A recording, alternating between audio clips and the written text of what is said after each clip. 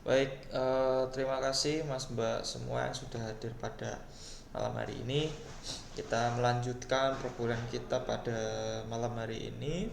Kita melanjutkan part 2 ya. Kemarin kita ada di part 1, sekarang di part 2. Kita akan melanjutkan materi kita yang kemarin kita sudah belajar tentang bagaimana sebuah perancangan sistem informasi yang baik. Nah, pada part 2 ini sebetulnya adalah kuncinya sebetulnya ya. Kunci dalam proses merancang sistem informasi itu seperti apa? Sebetulnya baik itu sistem informasi akuntansi maupun sistem informasi non akuntansi itu juga sama sebetulnya, hanya saja memang di sini kita fokusnya ke si A ya, sistem informasi akuntansi, bagaimana kita melakukan perancangan ya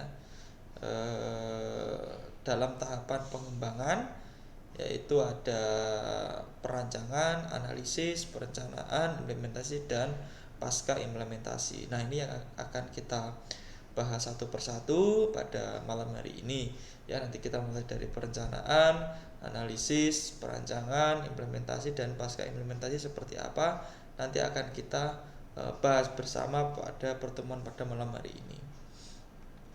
Baik, dalam materi ini ya kita akan membahas dulu sebetulnya kan kita pengembangan ya. Ini topiknya adalah pengembangan. Nah, untuk tahapan pengembangan itu ada beberapa hal, yaitu perancangan, analisis, perencanaan, implementasi, dan pasca implementasi. Perancangan eh, perencanaan ya. Kalau kita mengembangkan suatu sistem pasti ada yang namanya perencanaan, yaitu tahapan ini pengembang melakukan perencanaan mengenai sistem informasi akuntansi yang dibuat. Jadi rencana keseluruhan perlu mendapatkan kepastian untuk mencapai tujuan sebagai berikut. Jadi harus ada sumber daya yang dimiliki akan ditujukan ke subsistem yang paling membutuhkan sumber daya tersebut. Yang kedua, proses publikasi dan upaya upaya yang sia-sia akan diminimalkan ya. Bukan sistem informasi akuntansi tapi upaya yang sia-sia, maksudnya meminimalkan suatu proses yang ya, bisa dibilang itulah proses yang mubazir ya. Bisa meminimalkan proses-proses yang mubazir seperti itu, tapi lebih kepada proses-proses yang mengenal lah intinya gitu. Jadi yang ketiga, pengembangan strategi dan organisasi akan konsisten dengan keseluruhan rencana strategi organisasi. Jadi bagaimana strategi organisasi itu bisa dilakukan dengan baik ya. Maka dari itu perlu adanya sebuah perencanaan. Kemudian perencanaan sistem meliputi beberapa tahap, yaitu yang pertama yang harus dilakukan adalah mendiskusikan dan merencanakan bersama-sama dengan manajemen puncak atau top manajemen. Karena apa? Jangan sampai sistem itu dibangun tapi nanti di jalan malah ada permasalahan yang tidak diinginkan ya. Jadi itu yang harus dihindari terkait proses dari sebuah perencanaan. Jadi jangan sampai proses itu hanya dimiliki eh, oleh apa ya istilahnya, atau oh aku pengennya kayak gini ya, tapi ternyata yang terjadi adalah perencanaannya tidak sesuai dengan apa yang diharapkan.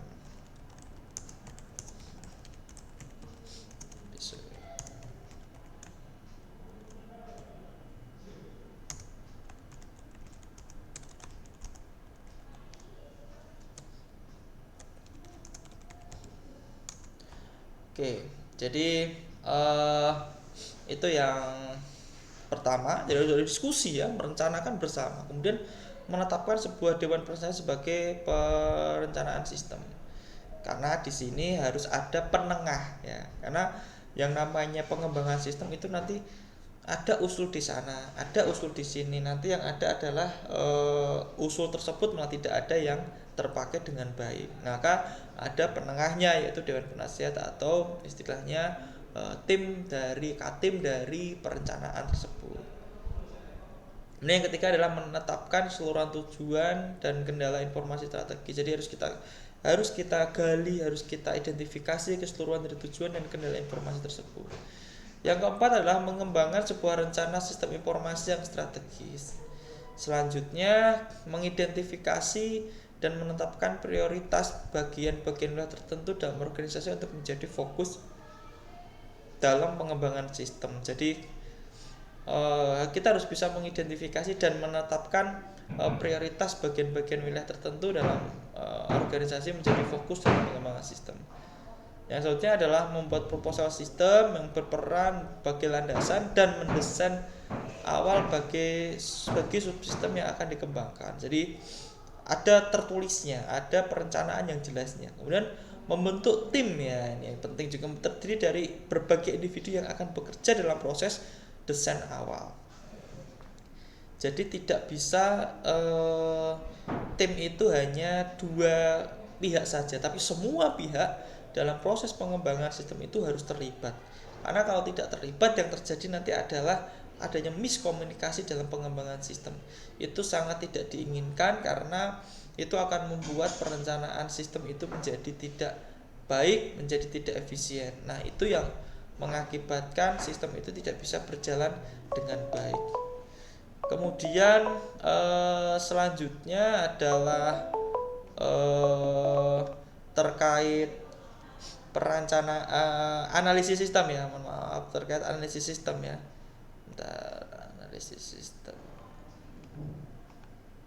Analisis sistem, ya, yaitu melakukan menganalisa sistem tersebut menjadi sistem yang sesuai dengan keinginan user. Nah, apa yang harus dilakukan?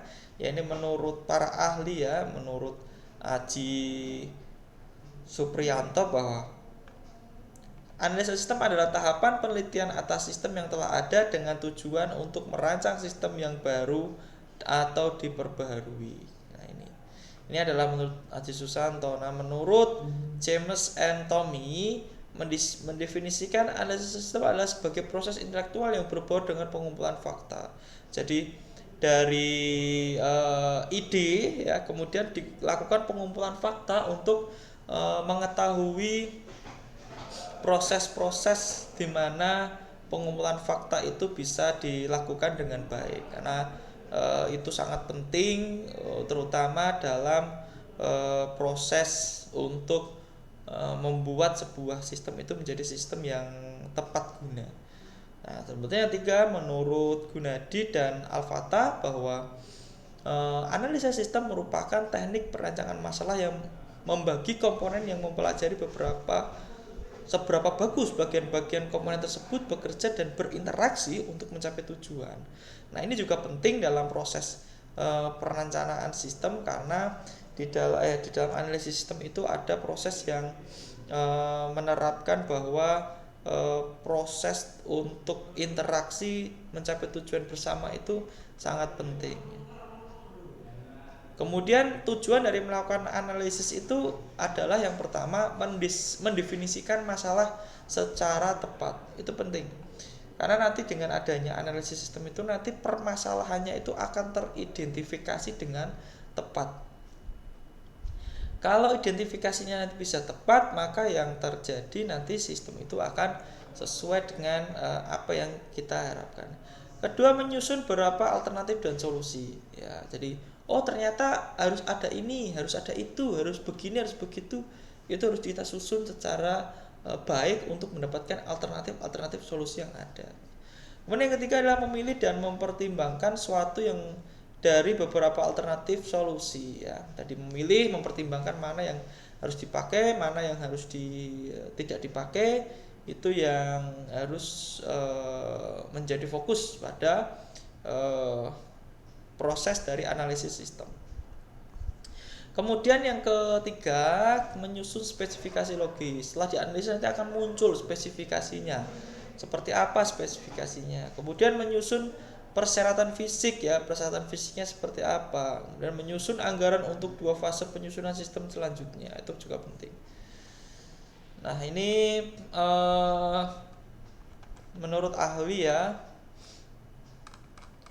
Jadi menurut Mei Prabowo ya, tahapan-tahapan dalam melakukan analisis berikut ada identifikasi masalah, kemudian mengorganisasi tim proyek, kemudian mendefinisikan kebutuhan informasi. Nah, ini juga sebetulnya tidak jauh beda dengan tahapan-tahapan yang di atas. Pada intinya menurut Mei Prabowo ini adalah kita harus bisa mengidentifikasi masalah dulu, kemudian pembentukan tim ya, kemudian kita mengidentifikasi kebutuhan informasi. Itu yang terpenting dalam proses analisis dalam sebuah sistem. Kemudian survei ya. Survei adalah kegiatan mengumpulkan data-data dan informasi seputar operasional perusahaan yang berkaitan dengan pengembangan sistem akuntansi. Kemudian data dipelajari dan diolah sebagai dasar untuk merancang sistem baru. Dalam tahap ini juga dilakukan analisa tahap kelemahan dan kelebihan dari sistem yang lama dan sedang berjalan. Mengidentifikasi kebutuhan terjadi dengan pembuatan laporan analisa dari sistem. Jadi teknik survei yang dilakukan antara lain adalah ada observasi atau pengamatan, kemudian wawancara, membagi kuesioner, kemudian mengumpulkan bahan-bahan yang diperlukan. Itu adalah hal-hal penting dalam proses survei ya. Kemudian analisa sistem menurut Jogianto Hartono ya, itu ada identify, kemudian understand, analyze, dan report. Nah, ini juga 4 komponen juga penting dalam proses menganalisa sistem. Bagaimana kita mengidentifikasi masalahnya seperti apa, kemudian memahami sistem kerja yang ada itu seperti apa, kemudian menganalisa sistem itu seperti apa, kemudian melakukan atau membuat laporan dari hasil analisis tersebut. Itu menurut Jogianto Hartono. Nah, menurut Sutabri ya, hasil dari analisa meliputi pengertian yang jelas atas kebutuhan dan masalah-masalah yang dihadapi, jawaban pemecahan masalah dan pemenuhan kebutuhan di atas secara usul penyelesaian yang jelas. Jadi itu merupakan hal yang penting dalam proses melakukan analisis dari sebuah sistem informasi.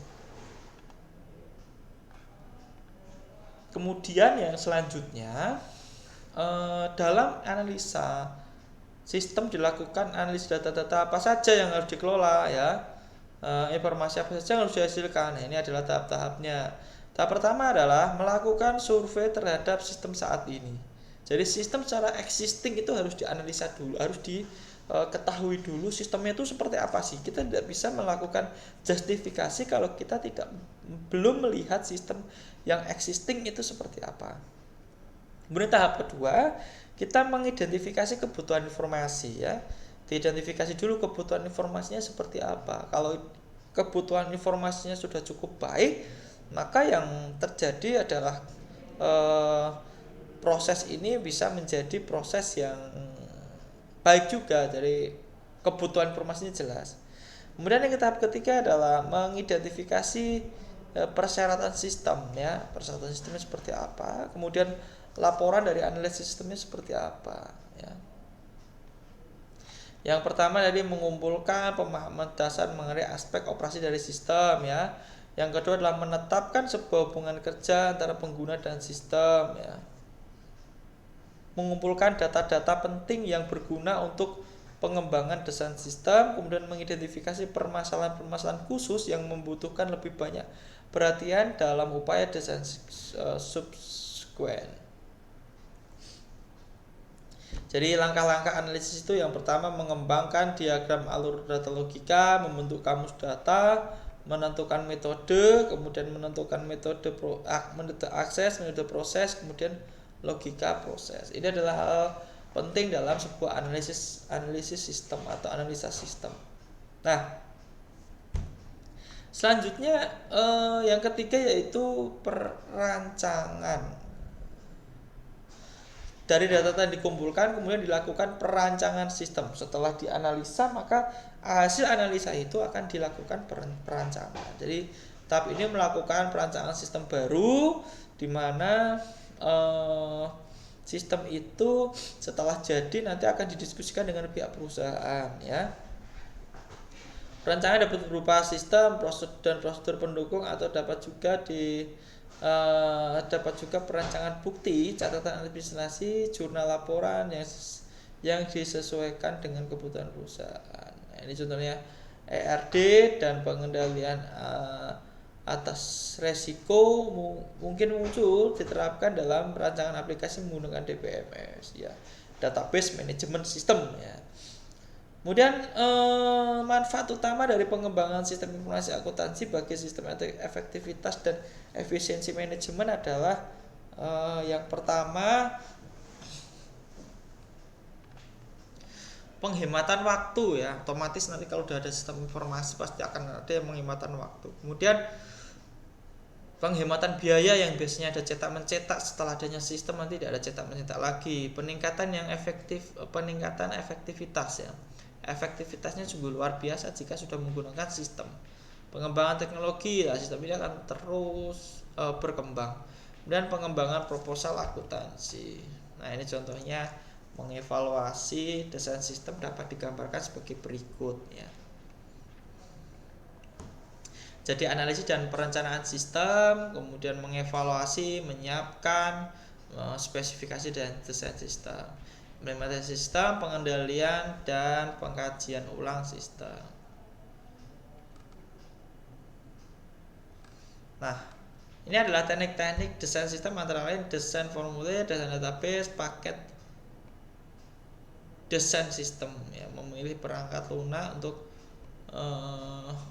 dan perangkat keras. Jadi ini yang penting dalam proses perancangan ya. Kemudian perancangan bukti transaksi ya. Bukti transaksi itu lebih kepada pencantuman identitas bukti transaksi ya.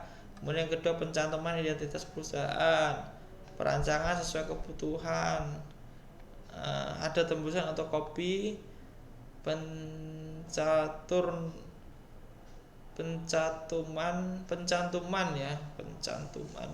unsur internal check ya, pencantuman nomor urut internal.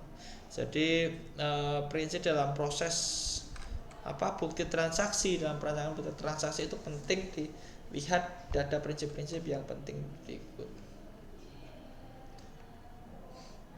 Kemudian untuk merancang sistem jurnal khusus, hal yang berikut ini harus dipertimbangkan. Pelajari karakteristik transaksi perusahaan, pencatatan ayat jurnal standarnya, pembuatan informasi yang jurnal khusus ya, mungkin ayat jurnal standarnya. Jadi intinya kita harus bisa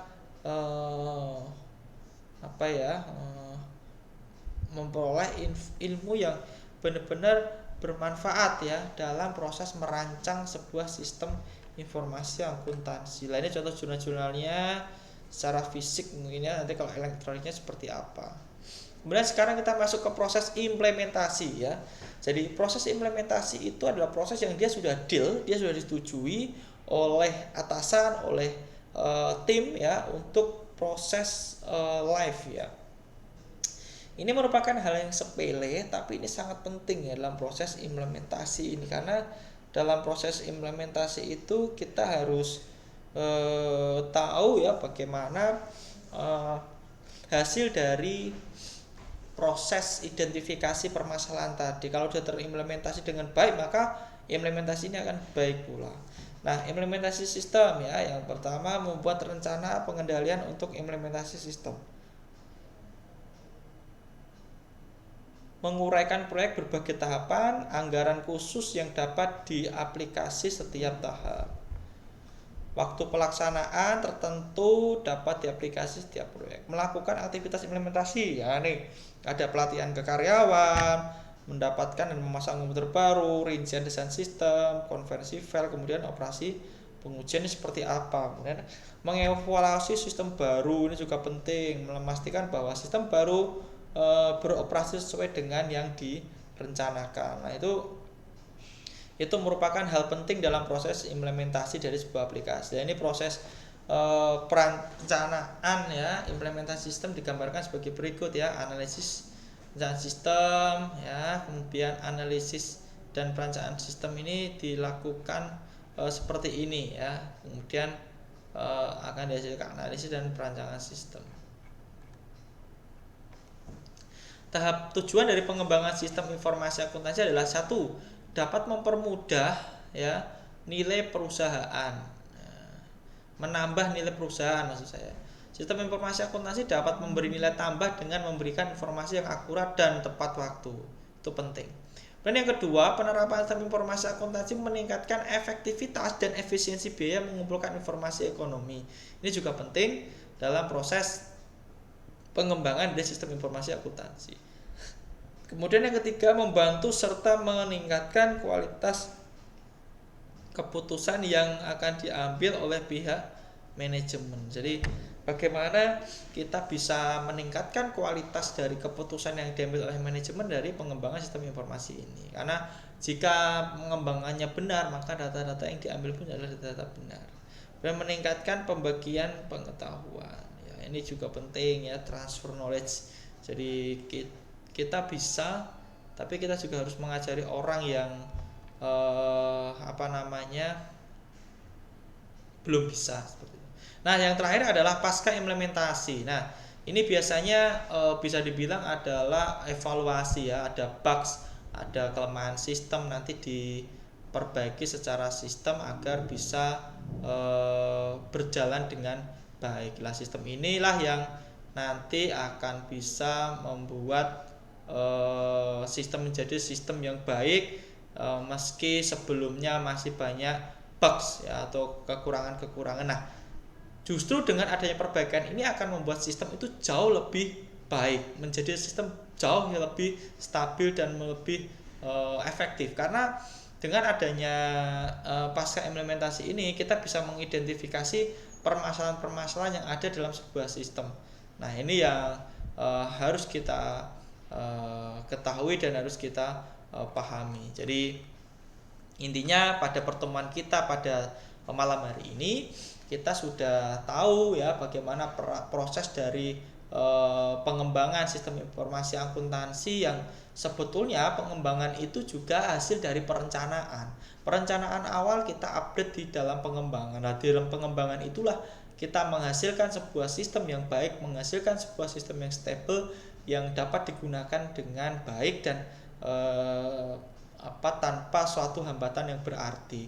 Karena semua perencanaan, semua pengembangan berjalan dengan baik, semua perencanaan, semua pengembangan dapat dilakukan secara baik, maka yang terjadi adalah sistem itu bisa berjalan dengan baik dan lancar. Maka mungkin kita dalam pengembangan dari sistem informasi akuntansi, jika mungkin di sini ada teman-teman yang bekerja di perusahaan, nanti akan mengetahui bahwa proses dalam implementasi itu memang tidak selamanya mulus ya, pasti ada hambatan, ada kekurangan. Nah, itu yang harus kita selesaikan bersama. Maka dari itu pengembangan sistem informasi sangat penting dalam kehidupan perusahaan. Jadi perusahaan itu harus memiliki hal-hal penting dalam proses perancangan atau pengembangan dari sebuah sistem informasi akuntansi yang sudah ada. Jadi mungkin jika ada yang ingin ditanyakan, silahkan mau ditanyakan di kolom live chat ya. Nanti akan saya jawab di sana. Nanti silahkan bertanya apa pertanyaannya, silahkan. Kemudian untuk yang belum UTS, sabar ya, nanti akan tetap saya berikan tugas. Untuk yang kemarin belum bisa UTS, sesuai dengan list yang kemarin sudah dikirimkan ke saya. Kemudian ini sudah pertemuan ke-10 ya, tidak terasa, nanti sebentar lagi mungkin kurang 6 lagi ya. Tapi tidak terasa sih pasti. Cuma nanti sepertinya ada pemadatan, tinggal nanti kita lihat jadwalnya seperti apa, nanti kita sesuaikan saja. Silahkan jika ada yang tanyakan akan saya jawab. Untuk pertemuan pada malam hari ini saya cukupkan sekian. Semoga apa yang saya sampaikan ini bisa bermanfaat buat Mas Mbak semua. Apa yang saya sampaikan ini bisa menjadi hal yang dibutuhkan ya untuk Mas Mbak semua dalam proses implementasi dari sistem informasi akuntansi. Karena kemarin kita udah di part 1 udah membahas panjang lebar ya terkait dengan sistem informasi akuntansi part 1. Sekarang part 2 kita lebih membahas tentang tahapan pengembangan dari sistem informasi akuntansi yang harus kita lakukan dengan baik. Maka dari itu mari kita tetap bisa bersama belajar untuk bisa mendapatkan hasil yang terbaik dalam proses mata kuliah ini. Mohon maaf bila saya dalam menyampaikan ada kata-kata kurang berkenan. Selebihnya saya mengucapkan terima kasih atas kehadiran Mas Mbak semua yang meluangkan waktunya pada malam hari ini. Jangan lupa untuk melakukan absensi karena absensinya akan saya buka saat perkuliahan nanti ini berjalan, atau mungkin ini juga silahkan jangan lupa untuk absensi. Baik, itu yang bisa saya sampaikan buat Mas Mbak semua. Sehat selalu, mari kita tetap jaga prokes meski pandemi ini sudah menurun, tapi banyak sekali penyakit-penyakit yang atau pandemi-pandemi baru yang dapat mengganggu kita. Tapi mari kita buat fisik kita itu kuat, buat fisik kita itu sehat agar bisa mendapatkan hasil yang maksimal dalam kehidupan kita sehari-hari. Itu yang bisa saya sampaikan. Terima kasih buat Mas Mbak semua pada malam hari ini. Sehat selalu, tetap semangat. Kita semua pasti bisa menjadi yang terbaik.